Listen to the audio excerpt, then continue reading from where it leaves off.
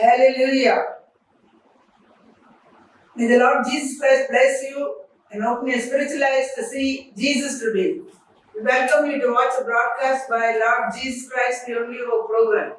Take a moment to get your Bibles and listen to this one wonderful message about your calling, election, and the second coming of our Lord and Savior Jesus Christ. Watch with faith and expectation, you will be blessed. All glory be to Jesus. எல்லா மகிமையும் கனமும் துதி ஆண்டவராகிய இயேசு கிறிஸ்து ஒருவருக்கு உண்டாயிருப்பதாக. I praise God and thank Him for giving me this wonderful opportunity and great privilege to speak about how God anointed my life in a special anointing and brought me to this ministry 40 years ago. ஆண்டவராகிய இயேசு கிறிஸ்துவுக்கு நன்றியும் துதியை நான் இந்த காலவேளையில ஏறெடுக்கிறேன். ஏனென்றால் 40 ஆண்டு காலம் முன்பாக ஒரு விசேஷத்த அபிஷேகம் எனக்கு கொடுத்து இந்த ஊழியத்துல என்னை கொண்டு வந்து சேர்த்த பற்றி எப்படி வழி நடத்தினார் என்று பேசும்படிக்கு கொடுத்த மகா பெரிய பாக்கியத்துக்கும் ஸ்லாக்கியத்துக்கும் நன்றியோடு அவரை துதிக்கிறேன். Greetings to all my wonderful viewers. The matches name above all names. கேட்டுக்கொண்டிருக்கிற எல்லா பரிசுத்தவான்களும் வார செய்திகள் கேட்டுக்கொண்டிருக்கிற எல்லாருக்கும் ஆண்டவராகிய இயேசு கிறிஸ்து மேலான நாமத்துல உங்களுக்கு வாழ்த்துக்களை நான் தெரிவிக்கிறேன். The next 20 minutes you are going to receive special anointings for the time revelations about the times and seasons we are living in and how to prepare for it. அடுத்த 20 நிமிஷத்துல நாம் வாழ்ந்து கொண்டிருக்கிற இந்த காலகட்டத்தில் வெளிப்பாடு அபிஷேகத்தையும் நீங்கள் பெற்றுக்கொண்டு அதுக்காக எப்படி ஆயத்தப்படுறதுன்னு அறியும்படிக்கு கர்த்தர் ஆவியானவர் உங்க மேல இறங்க போகிறார். If you want prayer, call the number on the screen. உங்களுக்கு ஜெபம் தேவைப்பட்டா அந்த டெலிபோன் நம்பரை நீங்கள் கூப்பிடுங்கள். Whatever situation you are in, the very moment you call on Jesus, His presence will come there and totally transform whatever situation you are facing. நீங்கள் கூப்பிடும்போது இயேசுவை கூப்பிடும்போது அட்சணமே அவருடைய பிரசன்னம் அந்த இடத்துல வந்து எப்பேற்பட்ட சூழ்நிலையில நீங்க இருந்தா கூட அந்த நிலவரம் மாற்றி விடுதலை வாசல் திறக்க வல்லவரா இருக்கிறார். Shall we constrain him to come? நாம் அவரை வருந்தி அழைப்போமா? Hallelujah. மணவாளன் கர்த்தர் இயேசு வருகின்றாரே, மணவாட்டி சந்தி ஆயத்தம் தானா, என் பிரியமே நீருபவதி எழுந்து வா உன்னை சிறை சந்திக்கவே, மணவாளன் கர்த்தர் இயேசு வருகின்றாரே, மணவாட்டி நீ சந்திக்க ஆயத்தம் தானா. Hallelujah. In the Holy Bible we see that some people were sanctified and ordained to fulfill certain offices before they were conceived in their mother's womb. வேதத்தை நாம் வாசித்தா ஒரு சிலர் வந்து தாயின் கருவுல உருவாக்கும் முன்னே ஆண்டவராகிய இயேசு கிறிஸ்து என்ன பண்ணிருக்கிறாரு, அவங்கள பரிசுத்தப்படுத்தி நியமித்திருக்கிறாரு. ஒரு சில காரியங்களை இந்த பூமியில செய்யும்படிக்கு. As we read in Jeremiah 1 verse 5 and also Ephesians 1 verse 4. எரேமியா தீர்க்கதரிசி 1 அதிகாரம் 5 வசனத்துல அதை பற்றி எரேமியாவே ஜாதிகளுக்கு தீர்க்கதரிசியா தாயின் கருவுல உருவாகும் முன்னே பேரிட்டு அழைத்திருக்கிறார். பிறகு எபேசியருக்கு எழுதின நிருபம் 1 அதிகாரம் 4 வசனத்துல எப்ப நம்ம முன்குறித்திருக்கிறாரு, உலக தோற்றத்துக்கு முன்பாக நம்ம முன்குறித்திருக்கிறார். According to these verses, if you observe here, we don't have much of a say in this matter. இப்போ நம்ம இந்த மாதிரி வசனங்களை கவனிச்சா நாம எதுவோ நினைச்சு செய்யணும்னு நினைச்ச மாதிரியா நம்ம கையில எதுனா இருக்குதா? நம்மளுக்கு அதுக்கும் சம்பந்தமே இல்லை. எல்லாம் ஆண்டவர் செய்த காரியம் தான். God has chosen us and ordained us to fulfill particular offices in this time and season before even our parents were married. நம்முடைய பெற்றோர்கள் திருமணம் செய்யறதுக்கு முன்னாடியே தேவன் நம்மை தெரிந்து கொண்டு முன்குறித்து தேவன் நம்மை அபிஷேகித்திருக்கிறார். அந்த விசேஷமான அபிஷேகம் தாயின் கருவில உருவாகும் முன்னிய அந்த காரியத்தை இந்த பூமியில இந்த காலகட்டத்துல செய்யணும்னு முன்னிய தேவனே தீர்மானம் செய்திருக்கிறாங்க. There is an anointing that will rest on you from birth itself. பிறக்கிறதுக்கு முன்னே அபிஷேகம் வயிற்றுல இருக்கிற குழந்தை மேலேயே இறங்குறத பற்றி வாசிக்கிறோம். And that will lead you till you come to the place where you are appointed. அந்த அபிஷேகம் உங்களுக்கு நியமிச்சு வச்சிருக்கிற இடத்துல வர வரைக்கும் அந்த அபிஷேகம் உங்களை வழிநடத்தும். It will protect you in all your ways. உங்க எல்லா வழியிலும் சத்ரு உங்களை அழைத்து பார்த்தா கூட அந்த அபிஷேகம் உங்களை பாதுகாத்து கொள்ளும். Like it did Abraham who was to become the father of nations. இது என்ன பார்க்கிறோம்? ஆபிரகாம் ஜாதிகளின் தகப்பனா இருக்கிறாருன்னு ஆண்டவர் சொல்லியிருக்கிறார். அப்போ அத ஆவரத்தை பற்றி ஏசாயா தீர்க்கதரிசி மூலியமா 51ஆம் அதிகாரம் 2ஆம் வசனத்துல நம்ம வாசிக்கிறோம். Look unto Abraham your father and to Sarah who bare you, for I called him alone and blessed him and increased him. உங்கள் தகப்பனாகிய ஆபிரகாமையும் உங்களை பெற்ற சாராளையும் நோக்கி பாருங்கள். அவன் ஒருவனா இருக்கையில் அவனை அழைத்து அவனை ஆசீர்வதித்து அவனை பெருக பண்ணினேன். Hallelujah. Moses was chosen of God to be a savior for the Israelites. மோசே தேவன் என்னத்துக்கு தெரிந்து கொண்டிருந்தாரு? இஸ்ரேல் ஜனங்களுக்கு ஒரு ரட்சகரா தெரிந்திருக்கார். John the Baptist was a forerunner for the Lord Jesus. யோவான் ஸ்நானகன் யாரா இருந்தாரு? இயேசு கிறிஸ்து, ஆண்டவராகிய இயேசு கிறிஸ்துவுக்கு முன்னோடியா பிறந்தாரு. If you have an anointing, you must know your place and remain there, otherwise the enemy will throw you out.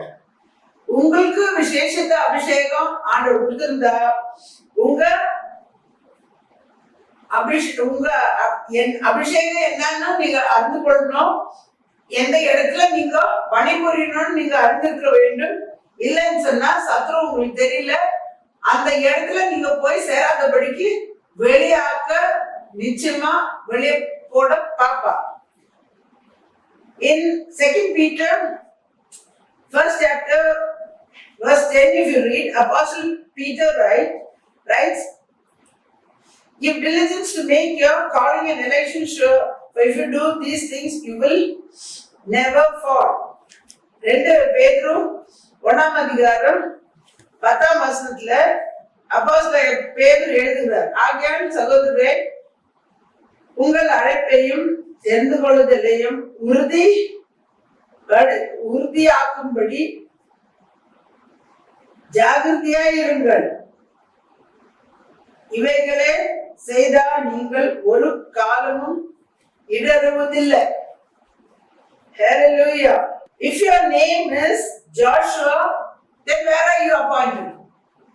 You are appointed to Moses. உங்க பேரு யோசுவாவா இருந்தா யார்கிட்ட உங்க சேவை இருக்குது?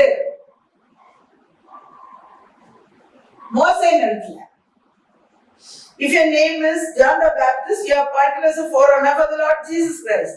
உங்க பேரு யோவான் ஸ்நானகனா இருந்தா எங்க உங்க ஊழியம் இருக்குது, சேவை இருக்குது? ஆண்டவராகிய இயேசு கிறிஸ்துவுக்கு முன்னோடியா அவர் இருந்தார் பார்க்கிறோம். Timothy to Apostle Paul. தீமோத்தேயுக்கும் பாக்கி எல்லாரும் மாதிரி அழைப்பு கிடையாது. அவருடைய அழைப்பு யாரோட சேர்ந்து வந்தது? அப்போஸ்தலனாகிய பவுலோட சேர்ந்து இருந்தது. You must know your name and your anointing. That's the most important thing. உங்க பேர் என்னன்னா ஆண்டவரோட ஊழியத்துல உங்க பேர் என்னன்னு நீங்க அறிந்து கொள்ள வேண்டும். யார்கிட்ட எங்க உங்க ஊழியம்னு சொல்லிட்டு அறிந்திருக்க வேண்டும். ஏனென்றால் ஆண்டவர் வந்து அங்கதான் உங்க அபிஷேகம் ஆண்டவர் கொடுத்து உங்களை பயன்படுத்துவார். That's why you should know your name and your who you are to serve with your anointing, because that's where your anointing will flourish and God will use you. Today something has to awaken you. இன்றைக்கு இந்த செய்தி கேட்கிற உங்களுக்கு உங்க உள்ளத்துல ஆண்டவருள்ள ஆண்டோட அக்னி பற்றி எரியணும். There is a burning divine fire in the hearts of those who have a special anointing of God. விசேஷித்த அபிஷேகம் உள்ளவர்களுக்கு அவங்க உள்ளத்துல என்ன இருக்கும்? தெய்வீக அக்னி எரிஞ்சுட்டே இருக்கும். If you feel you do not belong to the world and wonder why your life carries such a strange weight and pressure, that is because you have a special anointing from God. உங்களுக்கு சரீரத்துல உலகத்துல வாழும்போது நீங்க யோசிச்சிருக்கலாம், இவ்வளோ பெரிய ஒரு பாரம் எனக்கு ஏன் இப்படி இருக்குது அப்படின்னு யோசிச்சிருக்கலாம். அது ஏன்னு சொன்னா உங்க மேல இருக்கிற விசேஷத்தை அபிஷேகத்தின் நிமித்தம். This is not a casual touch or awakening, but this is the anointing that shakes nations. சும்மா கொஞ்சம் ஆவி பெற்றுக்கொண்டது இல்லை, இது வந்து விசேஷித்த அபிஷேகம். ஜாதிகளுக்கு சேவை செய்ய, ஜாதிகளை அசைக்கும்படிக்கு கொடுக்கப்படுற அபிஷேகம். Stirs hell and causes demons to tremble when you walk into the room. பாதாளமே கலக்கும். பிசாசு பிடிச்ச இடங்கள்ல வரும்போது என்ன நடக்கும்? தேங்க நடுங்கும். உங்ககிட்ட இருக்கிற அபிஷேகத்தை கிட்ட வரும்போது. Many people do not understand that the path to power in God is not lined with applause and companionship. அநேகருக்கு என்ன புரியலன்னு சொன்னா, தேவனிடத்துல வல்லமை பெற்றுக்கொள்ள வேண்டும் என்றால் எல்லாரும் உங்களை கைதட்டி மாலை போட்டு வரவேற்க மாட்டாங்க. எல்லாரும் உங்களை வெற்றி சொல்லி கட்சியில எப்படி உங்களை புகழ்றாங்களோ அப்படி பண்ண மாட்டாங்க. No, no, no. It is often paved with loneliness, silence, and what looks like abandonment. அப்படி கிடையவே கிடையாது. அந்த மாதிரி ஒரு சூழ்நிலையில நீங்க இருக்க மாட்டீங்க. அது வந்து நிறைய நேரம் தனிமையா இருப்பீர்கள். மௌனமா கர்த்தரிடத்துல காத்துக்க வேண்டியதா இருக்கும். எல்லாரும் கைவிட்ட ஒரு சூழ்நிலையில இருக்கிற மாதிரி தெரியும். But is it not? It is not rejection by men, but preservation by God. அது வந்து தேவனால் கைவிடப்படுற காரியம் கிடையாது. தேவன் உங்களை பாதுகாக்கிறார். When God puts a special anointing on your life, He will first take you away from the crowd. முதலாவது ஆண்டவர் உங்க மேல விசேஷித்த அபிஷேகம் ஊற்றும் போது பெரிய கூட்டத்துல இருந்து உங்களை பிரிச்சு தனியா கொண்டு வந்துடுவாரு. He will pull you out from among those who distort your identity, misinterpret your preparation, or delete your calling. ஆண்டவர் என்ன செய்வாரு? இந்த மாதிரி ஜனங்க மத்தியில இருந்து உங்களை வெளியாக்கி நீங்கள் எந்த நோக்கத்தை நிறைவேற்றணும்னு தடை பண்ற ஜனங்க இருப்பாங்க. அப்புறம் நீங்க ஆயத்தப்படும் போது உங்களை தவறா கூட பேசுவாங்க. அப்புறம் உங்க அழைப்பையே ஒழிச்சு கட்டுறதுக்கு பாப்பாங்க. If the Lord does not hide you like how He hid Moses, separating you like how He did in the cave of David in the cave of Adullam, He will place you in isolation. கர்த்தர் வந்து மோசேயை எப்படி ஒளிச்சு வச்சாங்களோ, அப்புறம் தாவீத சவுல் விரோதமா பண்ற அதுல்லாம் என்ற கொகையில நடந்த மாதிரி தாவீத பாதுகாக்காத இருந்திருந்தா நீங்கள் உங்க நோக்கத்தை நிறைவேற்றி இருக்க முடியாது. He placed you in isolation not to waken you but shield you till you are strong enough to do what the Lord has called you to do. கர்த்தர் உங்களை பிரிச்சு தனியா அவரோடு உறவாடும்படிக்கு தனியா வைப்பார்கள். இது உங்களை பலவீனப்படுத்துறதுக்கு இல்ல, நாட் டு வீக்கன் யூ, உங்களை பாதுகாக்கிறதுக்காக. நீங்கள் பலப்பட்டு கர்த்தர் உங்களை என்னத்துக்கு அழைச்சிருக்கிறாரு, அந்த நோக்கத்தை நிறைவேற்றும்படிக்கு. The normal doors will be shut. வழக்கமா திறக்கிற வாசல்கள் எல்லாம் மூடிடும். Invitations will stop. உங்களை கூப்பிடுறதெல்லாம் நின்றுடும். அழைப்பெல்லாம் கொடுக்குறது. You will feel forgotten. எல்லாரும் உங்களை மறந்துட்டாங்களே நீங்க நினைச்சு போயிருந்தோம். But what is happening is that behind the veil is divine positioning.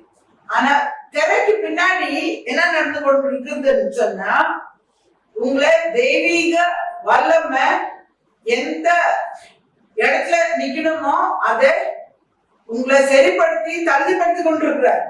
God is using it to stop your dependency on men.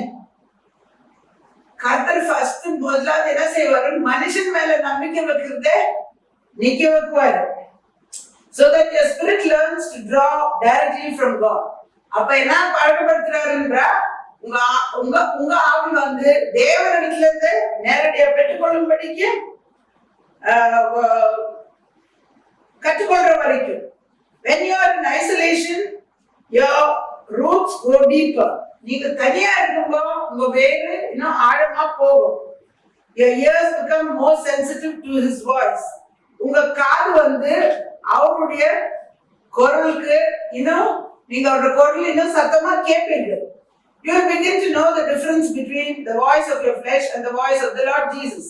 அப்போ உங்க மாம்சத்தின் குரலும் உங்க கர்த்தருடைய குரலும் உங்களுக்கு பகுத்தறிவு வரும். You are being trained in the secret place where no eyes can see you but the Lord's. அந்த உன்னதமான மரபிலே உங்களை கர்த்தர் பயிற்சி கொடுக்கிறாரு. அப்போ யாருக்கு கண்ணும் உங்களை பார்த்தது இல்லை, ஆண்டவர் மட்டும் தான் உங்களை பார்த்து கொண்டிருக்கிறார். Many want public platform but they don't want private training. அநேகருக்கு மேடை மேல நின்று செய்யணும்னு ரொம்ப ஆசை. ஆனா அங்க போய் நிக்கிறதுக்கு முன்னாடி நடக்கிற பயிற்சி அவங்களுக்கு யாரும் இல்லாதப்போ தேவன் கொடுக்கிற பயிற்சி அவங்களுக்கு விருப்பம் இல்லை. God will not give people influence unless he has tested them in obscurity. யாரும் பார்க்காத இடத்துல கர்த்தரோட சோதனையை நீங்கள் ஜெயிச்சாதான் ஜனங்க மத்தியில உங்களை நிக்க வைப்பார்கள். We see in the life of Joseph. யோசேப் கூட பழைய ஏற்பாட்டுல யோசேப் கூட வாழ்க்கையில நம்ம பார்க்கிறோம்.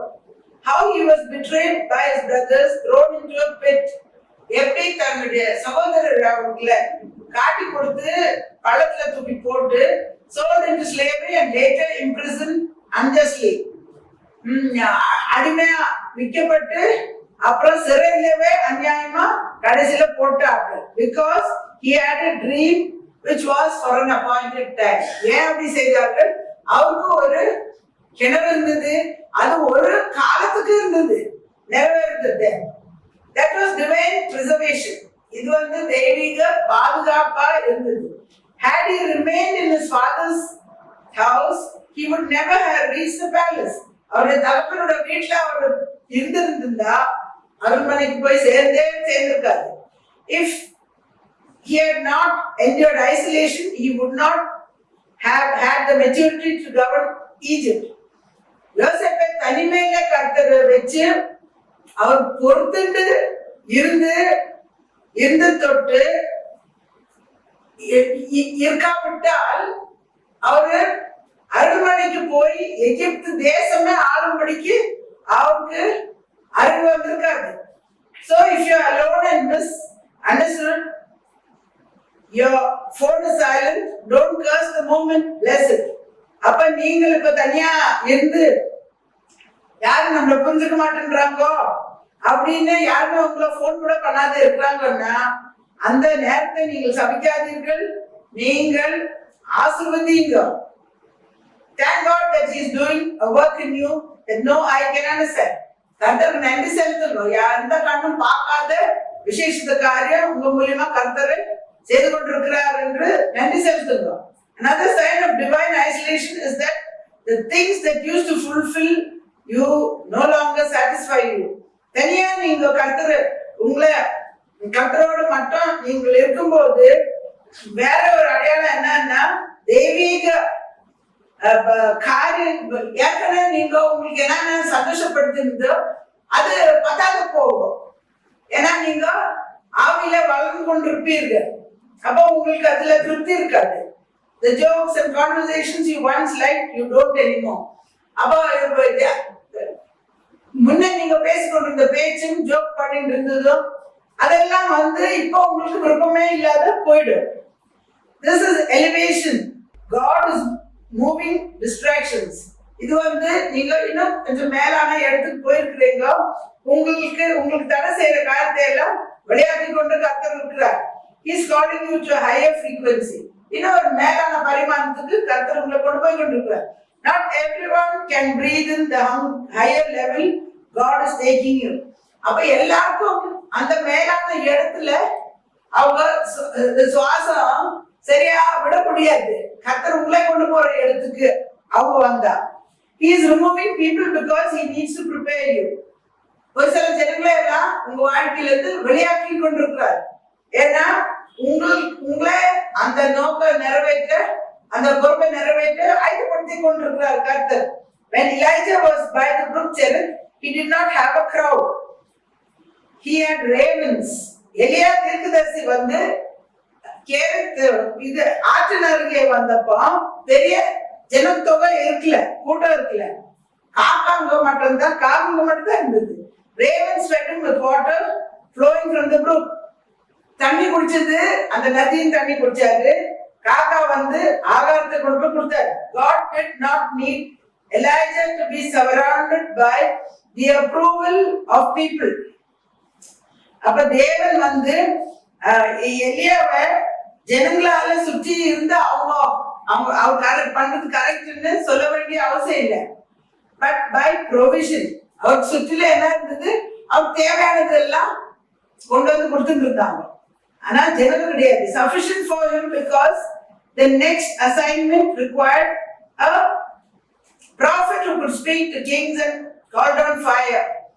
இது போதுமானதா இருந்தது. ஏன்னா அடுத்த செய்ய வேண்டிய வேலை எலியா தீர்க்கதரிசி என்ன இருந்தது, ராஜாக்களோட தீர்க்க தரிசனம் உரைச்சு வானத்துல இருந்து அக்னி வர வைக்க வேண்டியதா இருந்தது. Hallelujah. So what do we see here to be the most important thing a person should and must have to live a life of victory on this earth and be taken up in the rapture to meet the Lord in the air when he returns for his bride. Upon a bride who has made herself ready. இப்போ இதெல்லாம் பார்த்தா இன்னைக்கு நம்ம கொஞ்சம் பேர் அபிஷேகத்தை பற்றி பார்க்கிறோம். இதெல்லாம் பார்த்தா கவனிச்சா என்ன நமக்கு முக்கியமா ஒருத்தருக்கு முக்கியமா இந்த பூமியில வெற்றி வாழ்க்கை வாழ்றதுக்கு வேண்டியதா இருக்குது. அது மட்டும் இல்லாதபடிக்கு ஆண்டவராகிய இயேசு கிறிஸ்துவோட 2ஆம் வருகை எடுத்துக்கொள்ளப்படுதல் நடக்கிற காலகட்டத்துல இப்ப இருக்கிறோம். அவரோட மனவாட்டியை எடுத்துக்கொள்ள சீக்கிரமா வருகிறார். அப்போ என்ன தேவைப்படுகிறது, ஆயத்தப்பட்ட மனவாட்டியை கொண்டு போகும்படிக்கு இப்ப வருகிறார். அப்ப இந்த பூமியில மனுஷனுக்கு என்ன தேவை முக்கியமானது? It is the anointing of God, the Holy Spirit of God in man. அது என்ன வேணும், தேவையானது ஒன்றே. One thing is needful. தேவனுடைய அபிஷேகம், தேவனுடைய ஆவி மனுஷனுக்குள்ள இருக்க வேண்டும். We are living in the timeline of God right now when the Lord Jesus Christ will return any day now. இப்போ ஆண்டவர் இயேசு கிறிஸ்துவோட கேலண்டர்லயும் அந்த நேரம் காலம் எந்த காலமா இருக்குது, சீக்கிரமா ஆண்டவர் இயேசு கிறிஸ்து ஆயத்தப்பட்ட மனவாட்டியை எடுத்துக்கொண்டு போக வரப்போறாரு. என்றைக்குன்னா வரலாம், இன்னைக்கு கூட வரலாம். Who does the Bible say are God's own people? வேதத்துல தேவனுடைய சொந்த ஜனங்கள யாரை அழைக்கிறார்கள்? In Romans 8 verse 9, what do we read? You are not in the flesh but in the spirit. And so be that the Spirit of God dwell in you. If any man have not the Spirit of Christ, he is none of his. ரோமர் நிருபம் 8ஆம் அதிகாரம் 9ஆம் வசனத்துல, நீங்கள் மாம்சத்துல அல்ல, நீங்கள் ஆவிக்குரியவர்கள், கர்த்தருடைய ஆவி உங்களுக்குள்ள இருந்தா. ஆனா கர்த்தருடைய ஆவி இல்லாதவர்கள், கிறிஸ்துவின் ஆவி இல்லாதவர்கள் அவருடையவர்கள் அல்ல. He is none of his. Now is the time to check whether you have the original Holy Spirit anointing in your life. இப்ப எந்த காலகட்டத்தில் இருக்கிறோம்? நீங்கள் எல்லாரும் சோதிச்சு பார்க்க வேண்டும். உண்மையான பரிசுத்த ஆவியின் அபிஷேகம் உங்களை உங்க வாழ்க்கையில பெற்றிருக்கிறீர்களா இல்லையான்னு சோதிச்சு பார்க்கிற காலகட்டத்தில் இருக்கிறோம். Many people have the duplicate one. அநேகர் இடத்துல உண்மையான பரிசுத்த ஆவியின் அபிஷேகம் கிடையாது, வேற ஆவிகளோட அபிஷேகம் தான் இருக்குது. Enemy is also a spirit and he operates through the media of man too and will act exactly like the Holy Spirit. சத்ரு கூட ஆவியா இருக்கிறாரு. ஆவியா இருக்கும்போது மனுஷன் மூலியமா தான் பிசாசுடைய ஆவி கூட கிட்டே சேருது. அப்போ பரிசுத்த ஆவியோட பெற்றவர்கள் எப்படி செய்வார்களோ அப்படித்தான் சத்ருட ஆவி பெற்றவர்கள் கூட செய்வார்கள், அப்படியே காட்டுக்குவார்கள். So much so that the very elect will be deceived if you do not have the gift of discernment. அப்போ தெரிந்து கொண்டப்பட்ட அவர்களை வஞ்சிக்கிற அளவுக்கு பிசாசு வஞ்சிப்பா. அப்ப நமக்கு பகுத்தறிவு ஆவி இல்லைன்னு சொன்னா நாம வஞ்சிக்கப்பட்டு போவோம். You will think it is the Holy Spirit. நாம என்ன நினைப்போம்? அவங்க பரிசுத்தாவை பெற்றுக் கொண்டிருக்கிறார்கள். He is separating the sheep from the goats. செம்மறியாடு வெள்ளையாடு பிரிச்செடுத்து கொண்டிருக்கிற காலத்துல இருக்கிறோம். The wheat from the tares. கோதுமைய களைய பிரிக்கிற காலத்துல இருக்கிறோம். The first thing man needs today is salvation from his sins, without which he cannot receive the Holy Spirit. முதலாவது மனுஷனுக்கு இன்னைக்கு என்ன வேணும்? ரட்சிப்பு வேணும், பாவ பரிகாரம் வேணும். அது இல்லாதபடிக்கு பரிசுத்த ஆவி பெற்றுக்கொள்ள முடியாது. In Acts chapter 2 verse 38, we read, when 3,000 people were pricked in their hearts after listening to the first gospel Peter preached on the day of Pentecost, they asked what they had to do. அப்ப அப்போஸ்தலர் நடவடிக்கைகள் 2ஆம் அதிகாரம் 38ஆம் வசனத்துல 3000 பேர்கள் இருதயத்துல குத்தப்பட்டவர்களாய் இயேசு கிறிஸ்துவோட ரட்சிப்பின் சுவிசேஷத்தை பேதுரு பிரசங்கம் பண்ண போது அவங்க இருதயங்கள் குத்தப்பட்டு என்ன பண்ணார்கள்? நாங்கள் ஆண்டவர்மார்களே நாங்கள் என்ன செய்ய வேண்டும் என்று கேட்டார்கள். பெண்டிகோஸ்ட் நாள்ல Peter said, repent and be baptized in the name of Jesus Christ for the remission of your sins and you shall receive the gift of the Holy Ghost. பேதுரு என்ன பதில் சொன்னார்கள்? நீங்கள் மனம் திரும்பி பாவ மன்னிப்புக்கென்று இயேசு கிறிஸ்து நாமத்துல ஞானஸ்நானம் பெற்றுக்கொள்ளுங்கள், அப்பொழுது பரிசுத்த ஆவியின் வரத்தை பெறுவீர்கள். The vessel has to be first washed clean before pouring something holy into it. பாத்திரம் ஃபர்ஸ்ட் சுத்தமா கழுவிட்டு தான் பரிசுத்தமானதை அந்த பாத்திரத்துல ஊற்ற முடியும். Today most people are not ready to go if the Lord Jesus returns. இன்றைக்கு ஆண்டவராகிய இயேசு கிறிஸ்து மனவாட்டி எடுத்துக்கொள்ள வந்தா முக்காவாசி ஜனங்க ஆயத்தமா கிடையாது நினைக்கிற மாதிரி. As they think to be ready, they are not. It's time to get alone with God. இப்போ காலம் என்ன? தனிப்பட்ட முறையில கர்த்தரோட நேரத்தை செலவு செய்து and set your house in order. ஒழுங்குபடுத்துற காலமா இருக்கு. Otherwise he will say, I don't know who you are. இல்லை என்றால் நீ யார் என்று அறியேன்னு சொல்றதே நிச்சயமா சொல்லுவார். I'm going to pray for you now. இஸ்ரவேலின் துதிகள் வாசம் செய்கிற மகா பரிசுத்த தேவனே, நன்றியோடு துதிக்கிறோம். இந்த காலகட்டம் விசேஷித்த கர்த்தாவே, உலக தோற்றத்துக்கு முன்னே நீ குறிச்சு வச்சிருக்கிறீர். இந்த காலத்தை பற்றி கூட ஏசப்பா சிருஷ்டிப்பிலிருந்து காணாத காரியங்கள் எல்லாம் உலகத்துல நடந்து கொண்டு இருக்கிறது அன்று இப்பொழுதும் இந்த செய்தி கேட்டுக்கொண்டிருக்கிற கர்த்தாவே, கடைசியா எல்லா தீர்க்கதரிசனம் நிறைவேறி இந்த வருகை வாசலருகில இருக்கிற காலகட்டத்துல கேட்டுக்கொண்டிருக்கிற எல்லார் மேலே என்னுடைய ஆவியை ஊற்றுறான்ற பரிசுத்த ஆவியை ஊற்றி அபிஷேகம் ஊற்றி அந்த வெளிப்பாடை தந்து கர்த்தாவே உம்மோடு நெருங்கி உறவாட தங்களுடைய வீட்டை ஒழுங்குபடுத்தி தங்களுடைய சொந்த வீட்டை ஒழுங்குபடுத்தி தன் குடும்பத்தை ஒழுங்குபடுத்தி கர்த்தாவே ஊழியக்காரர் தங்கள் சபையை ஒழுங்குபடுத்தி கர்த்தாவே இந்த 2ஆம் வரியில கைவிடாதபடிக்கு கர்த்தாவே ஆயத்தப்பட்டு சடுதியில நீ வருகிறீர் என்று சொல்லி இருக்கிறீர். அப்படியே நாங்கள் கைவிடப்படாதபடிக்கு எங்களை ஆயத்தப்படுத்த வேணுமா ஜெபிக்கிறோம். எல்லாரும் மேலேயும் ஆவியை ஊற்றி ஆயத்தப்படுத்த வேணுமா ஜெபிக்கிறோம். ஒரு நாளும் கூட உண்மை தேடி கர்த்தாவே ஆயத்தத்தோடு ஆறுமாண்டவரையும் சொல்லிக் கொண்டு இருக்க ஜப ஆவியும் கர்த்தாவே அபிஷேகமும் வெளிப்பாட்டு ஆவியும் பகுத்தறிவின் ஆவியும் ஊற்ற வேணுமா ஜெபிக்கிறேன். எல்லாரும் மேலே ஊற்று. வியாதிப்பட்டு போராடி கொண்டிருக்கவங்க மேல கூட ஊற்றி விடுதலைத்தான் கர்த்தாவே.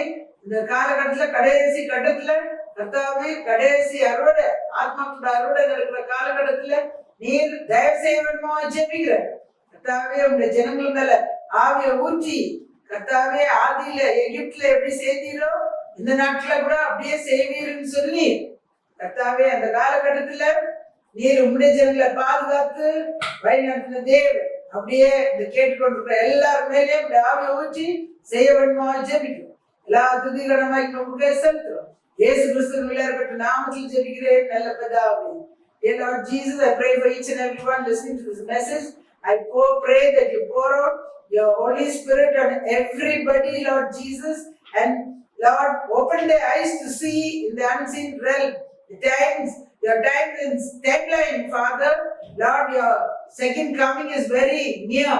Lord, you pour on them your Holy Spirit. Give them revelation as to what they have to do to set their house in order, Lord Jesus. Hallelujah. And come when the trumpet sounds to rise up to come to meet you, Father. Nobody should be forsaken. Lord, let everybody have the understanding that they have to spend time with you. And Lord, when you speak to them, they will hear your voice. Lord, and they'll rise up to be with you in the air. All those who are sick also looking for healing, I pray that you pour out your Spirit on all those who are sick and suffering also, Father. Deliver them. Set the captives free. Let everybody get salvation. Let them, Lord, search their lives and set it in order, Father, in your presence. I commit them into your golden hands, Father. Speak to them. What they have to do. Lord, nobody should be left out at your coming, Father.